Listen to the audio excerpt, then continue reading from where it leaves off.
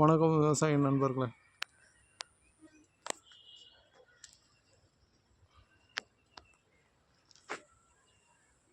இது பார்த்துக்கிட்டிங்கன்னா கிளிமூக்கு மாமரம்.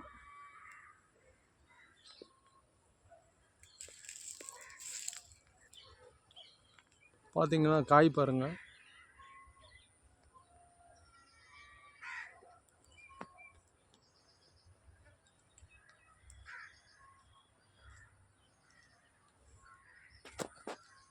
இந்த வாட்டி நிறைய பிஞ்சு எடுத்துக்குது.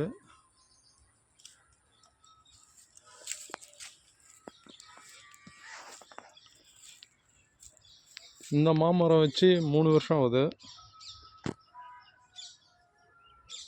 இது மல்லிகா, இந்த மாமரத்து பேர். 3 வருஷத்துக்கு அப்புறம் காய்க்கு வந்துக்குது.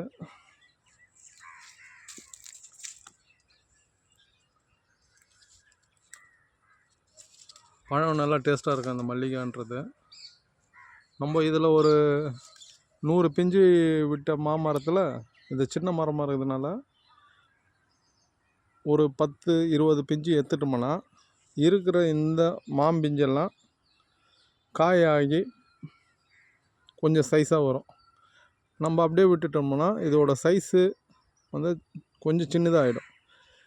ஏன்னா இந்த மரத்தில் இருக்கிற மொத்த காய்க்கும் அதோட சத்து பத்தாது.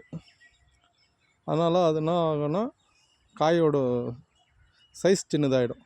நம்ம அதில் இருக்கிற சின்ன பிஞ்செல்லாம் கிள்ளி போட்டோம்னா இந்த இந்த பெரிய பிஞ்சுங்கெல்லாம் கொஞ்சம் நல்ல சைஸுக்கு வந்துடும்.